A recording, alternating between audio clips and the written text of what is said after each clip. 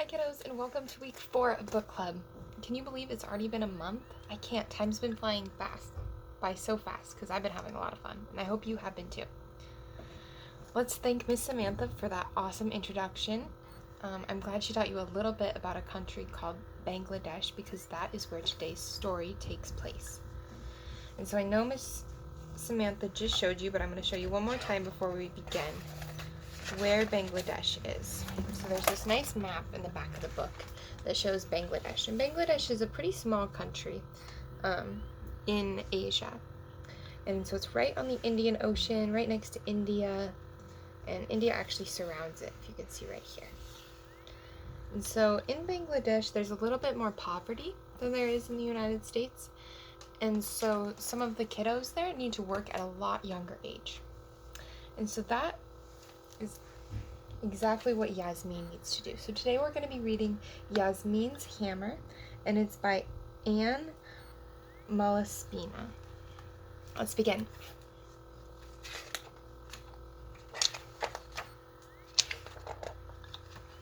Alrighty. Before the sun climbs into the sky, I jump into Abba's rented rickshaw. Here's a rickshaw right here. It's kind of like a bike with a little cart. My hammer in one hand, my sister Mita by my side. In my lap is a box full of Amma's tasty chicory. I breathe in the spicy smells of rice and lentils as we start off to work. Abba pedals through the crowded Dhaka streets in the rattling rickshaw painted with the brightest stars, the bluest peacock, and a brave bandit queen from the movies. One day this rickshaw will be ours, Abba promises, pumping his legs, breathing hard. A girl with a book bag runs in front of us. Look out, I shout. The rickshaw swerves. I watch the girl hurry across the street. Tomorrow may I go to school? I ask. Not yet, Yasmin. Maybe next year, Abba says. We need your help now. I must pay for the rickshaw. And Amma's rice bag is empty again. Soon, I whisper to myself. So Abba means dad and Amma means mom. Every morning as Abba jingles the rickshaw bell, I watch Dhaka fly by. What a tall city. So different from the village, where we used to live. Stacks of jute sacks filled with fragrant rice, mounds of clay pots and plastic plates, towers of sour limes, and high as palm trees. What a loud city. The call to prayer rings out from 1,000 mosques. Baby taxis beep their horns. Merchants shout to customers, mustard, green coconuts. Beggars cry out for taka coins. Do you remember taka coins? That's something that Miss Sam talked about in the last video. That's the type of currency that they use in Bangladesh. Everywhere black crows caw. Can I hear your crow caw? Alrighty. Once we lived far away, in a quiet house by a lazy river. I helped Abba plant rice in the paddy field. Amma wove blankets to sell at the market, and Mita played under the mango tree. Sometimes I rode our mohish in the warm river currents. The gentle water buffalo took me to the far shore. Can you see the mohish that Yasmin's riding?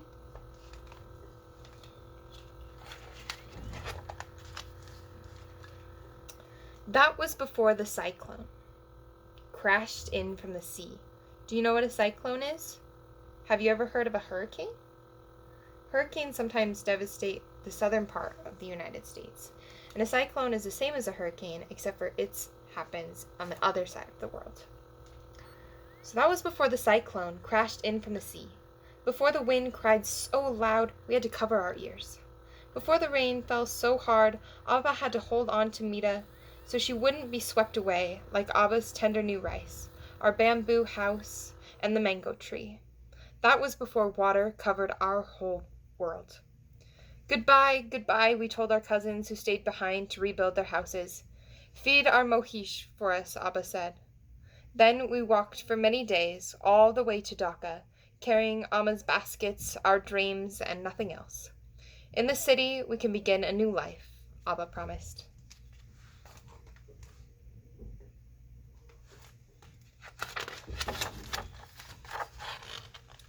In Dhaka, now I see words everywhere. Signs flashing, men waving newspapers, and every day we pass the store that is bursting with books.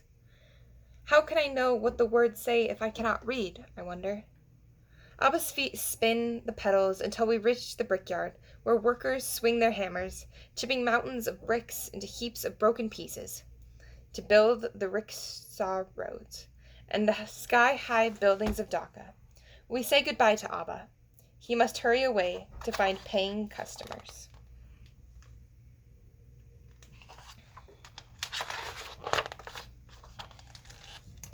No time to waste, our boss yells. Hurry, you're too slow. While he sits in the shade doing nothing, Mita and I crouch on the ground. We swing our hammers, chipping, cracking, crushing, smashing, bricks fly into bits. Red dust fills the air and sticks in my throat.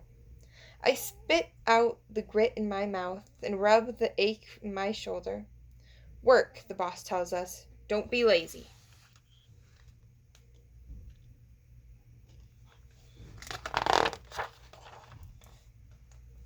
My arm is tired, and I keep swinging my hammer. If I could read, I think, I would not have to break another brick, or wash any rich lady's laundry like Amma, or pedal the rickshaw through the crowded streets. If I could read, I could be a shoe keeper, or maybe a teacher.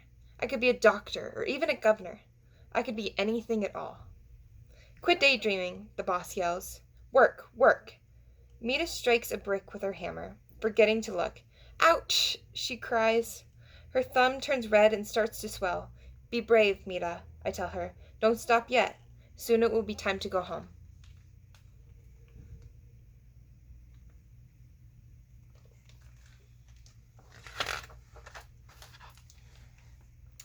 At night, Amma wraps Mita's thumb in a clean cloth. You see the worry in Amma's eyes. You must be more careful, she says. What did you do today, Amma? I ask. Ironing, sweeping, washing dishes. Amma yawns. Someday, Yasmin, you will work in a fine house too. But I don't want to sweep any rich lady's floor, I say. I want to go to school. I must learn to read or else. Amma wrinkles her forehead. We want you to go too, Yasmin, but not yet. We still need you to work in the brickyard, Amma says. The Borsha rains are coming. The money you earn will help Abba buy supplies to fix our leaky roof and keep us dry. Soon, I whisper to myself, because now I have a plan.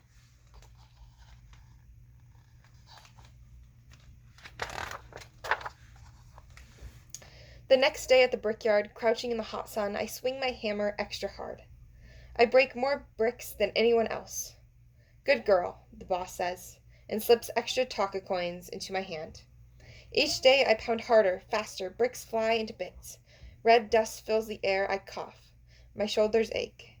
But little by little, my pile of coins grow.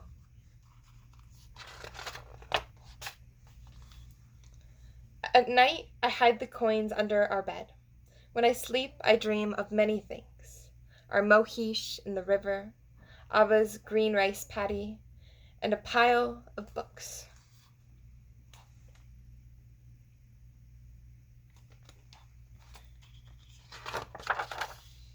Many days later, on our way to the brickyard, I tell Abba, don't wait for us tonight. We will walk home. Good, says Abba. I can pick up more customers.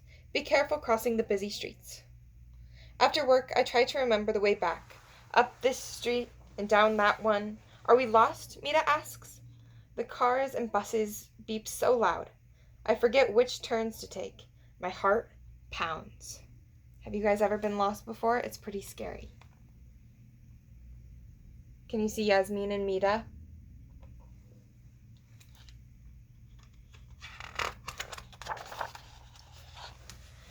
I see the flashing signs and the men waving newspapers. At last I find the store that is bursting with books. So many books. How could I choose just one? Can you read? The shopkeeper asks, staring down at me. I shake my head no. He pulls a book from a high shelf. This is the one for you, he says. I spread my coins on the table. The shoekeeper counts twice. Is that all you have? I nod. He wraps the book in paper and slips Mita a sweet. I thank him and hold the book close.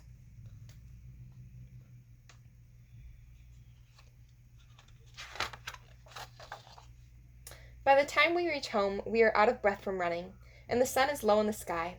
Abba is fixing the roof. Abba, come see, I call. He puts the nails in his pocket and climbs down. Inside, Amma has chopped a fat pumpkin and an onion. She is making curry.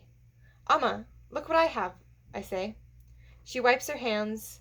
Just then, our only light bulb blinks off. Another power cut. Amma lights a candle. Carefully, I open the book. Each page has a picture with a word below it. There is a dinghy and a rice paddy and an elephant. Everyone leans in to look.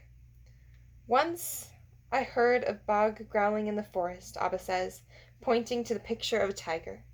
Amma turns the page and traces the pretty petals of a white water lily. Shapla, she murmurs.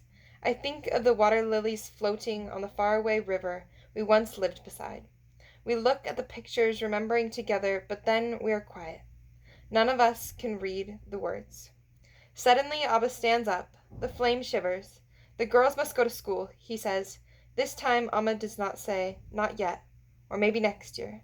This time, she says, soon. They must go soon.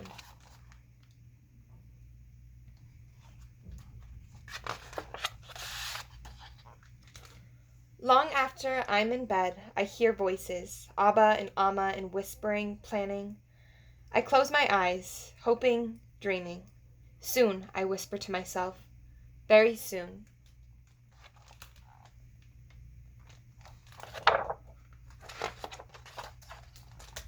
Abba finds a second rickshaw route with more paying customers. In the evenings, after Amma sweeps and scrubs all day, she weaves baskets to sell at the market. When Amma comes home one afternoon, I see a box of brand new pencils in her shopping bag. Every day, Mita and I swing our hammers as fast as we can. Chipping, cracking, crushing, smashing, eager for more taka coins. One morning, I jump into Abba's rickshaw. My hammer in one hand, a box of warm chichuri in my lap, and Mita by my side. We pass the towers of limes and coconuts, stacks of jute sacks and flashing signs. Abba turns down a strange road. Mita and I hold on tight. As the rickshaw rattles and sways, the backyard is the other way.